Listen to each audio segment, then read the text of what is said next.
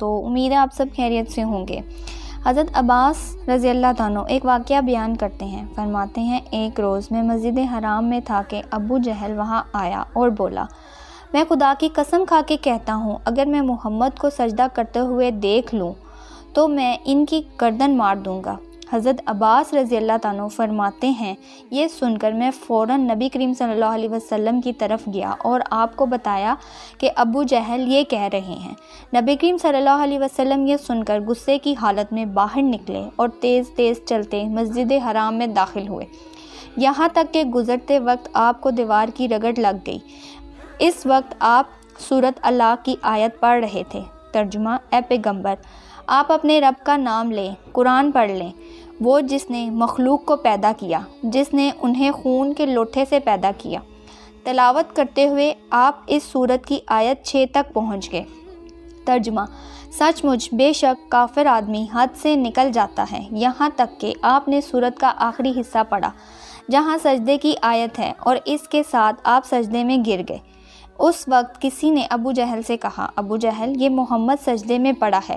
یہ سنتے ہی ابو جہل فوراً آپ کی طرف بڑھا، آپ کے نزدیک پہنچا، لیکن پھر اچانک واپس آ گیا۔ لوگوں نے حیران ہو کر پوچھا، ابو جہل کیا ہوا؟ جواب میں اس نے اور زیادہ حیران ہو کر کہا، جو میں دیکھ رہا ہوں کیا تمہیں وہ نظر نہیں آ رہا؟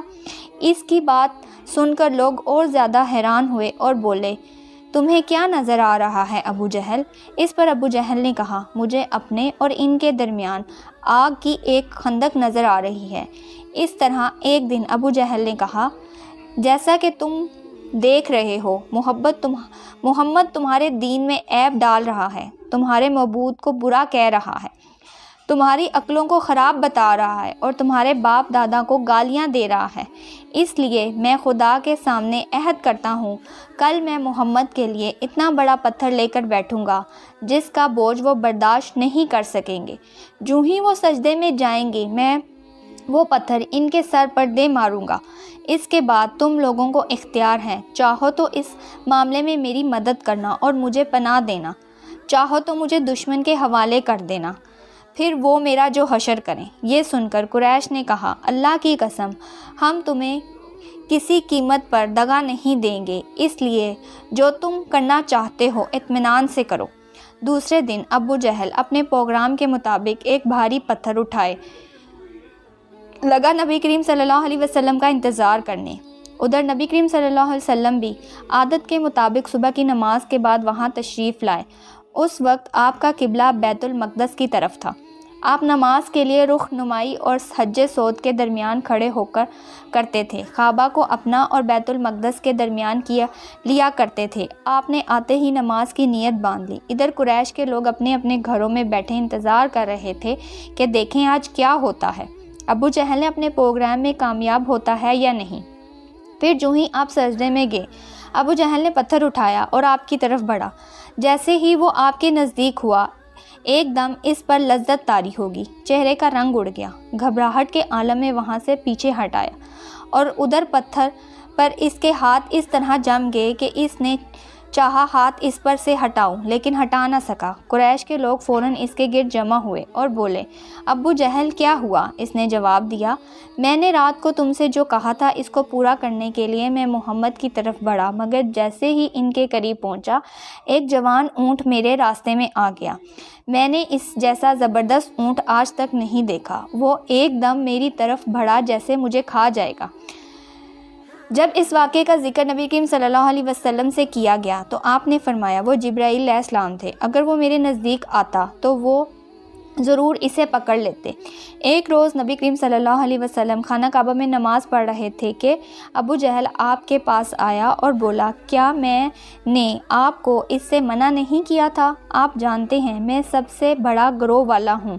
اس پر سورۃ اللہ کی آیت نازل ہوئی۔ ترجمہ، سو یہ اپنے گروہوں کے لوگوں کو بلا لائے، اگر اس نے ایسا کیا تو ہم بھی دوزخ کے پیمانوں کو بلا لیں گے۔ حضرت ابن عباس رضی اللہ عنہ فرماتے ہیں کہ اگر ابو جہل اپنے گروہوں کو بلاتا تو اللہ تعالیٰ کے عذاب کے فرشتے اس کو پکڑ کر تہس نہس کر دیتے۔ ایک روز ابو جہل حضور پاک صلی اللہ علیہ وسلم کے سامنے آئے اور آپ سے مخاطب ہوئے، آپ کو معلوم ہے کہ میں وقت والا کو محافظ ہوں اور میں یہاں ایک شریف ترین شخص ہوں۔ اس وقت اللہ تعالیٰ نے سورت درناخ کی آیت نازل فرمائی۔ ترجمہ: چک تو بڑا مذکر مکرور ہے۔ آیت کا یہ جملہ دوزخ کے فرشتے ابو جہل کو ڈالتے وقت پڑھتے ہوئے کہیں گے۔ ابو لہب بھی حضور پاک صلی اللہ علیہ وسلم کی عین رسائی میں آگے تھے۔ نبی کریم صلی اللہ علیہ وسلم کی تبلیغ میں رکاوٹ ڈالتے تھے، آپ کو برا بلا کہتے تھے۔ آپ کی بیوی جمیلہ بھی ان کے ساتھ تھیں۔ وہ جنگل سے کانٹے دار لکڑیاں کاٹ کر لاتی اور نبی کریم صلی اللہ علیہ وسلم کے راستے میں بچھاتی۔ اس پر اللہ تعالیٰ نے سورۃ لہب نازل فرمائی۔ اس میں ابو لہب کے ساتھ ان کی بیوی کو بھی عذاب کی خبر دی گئی۔ وہ غصے میں آگ کا گولا ہو گئیں۔ پتھر ہاتھ میں لیے آپ صلی اللہ علیہ وسلم کی طرف بڑھی۔ اس وقت آپ صلی اللہ علیہ وسلم کے ساتھ ابو بکر صدیق رضی اللہ عنہ تھے۔ انہوں نے ابو لہب کی بیوی کو آتے دیکھا تو فرمایا، اللہ کے رسول، یہ عورت بہت زبان دراز ہے، اگر آپ یہاں ٹھہرے تو اس کی بد زبانی سے آپ کو تکلیف پہنچے گی۔ ان کی بات سن کر حضور پاک صلی اللہ علیہ وسلم نے فرمایا، ابو بکر فکر نہ کرو، وہ مجھے نہ دیکھ سکے گی۔ اتنے میں جمیلہ نزدیک پہنچ گئی۔ اسے وہاں صرف ابو بکر صدیق رضی اللہ عنہ نظر آئے۔ وہ آتے ہی بولی، ابو بکر، تمہارا دوست نے مجھے ذلیل کیا ہے۔ کہاں ہے تمہارا دوست جو شعر پڑھتا ہے؟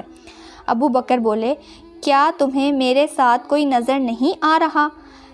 کیوں، کیا بات ہے؟ مجھے تو تمہارے ساتھ کوئی نظر نہیں آ رہا۔ انہوں نے پوچھا، تم ان کے ساتھ کیا کرنا چاہتی ہو؟ جواب میں اس نے کہا، میں یہ پتھر اس کے منہ پر مارنا چاہتی ہوں۔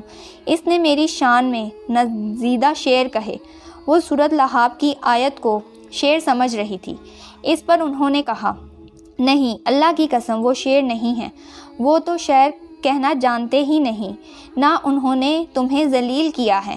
یہ سن کر وہ واپس پلٹ گئی۔ بعد میں ابو بکر صدیق رضی اللہ عنہ نے آپ سے پوچھا، اے اللہ کے رسول، وہ آپ کو دیکھ کیوں نہیں سکیں؟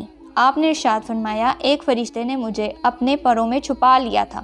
ایک روایت کے مطابق آپ نے یہ جواب ارشاد فرمایا تھا، میرے اور اس کے درمیان ایک آڑ پیدا کر دی گئی تھی۔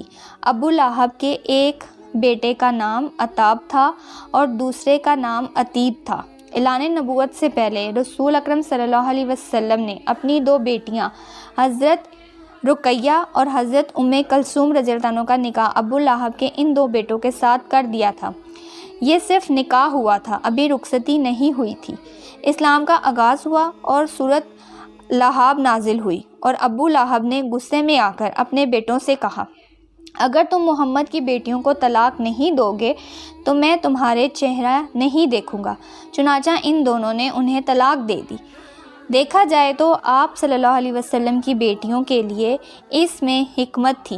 گویا اللہ تعالیٰ نے چاہا کہ یہ پاک صاحبزادیاں عتاب اور عتیب کے ہاں نہ جائیں۔ یہ رشتہ اسلامی دشمنی کی بنیاد پر ختم کیا گیا، یعنی دونوں چونکہ نبی صلی اللہ علیہ وسلم کی صاحبزادیاں تھیں، اس لیے یہ قدم اٹھایا گیا۔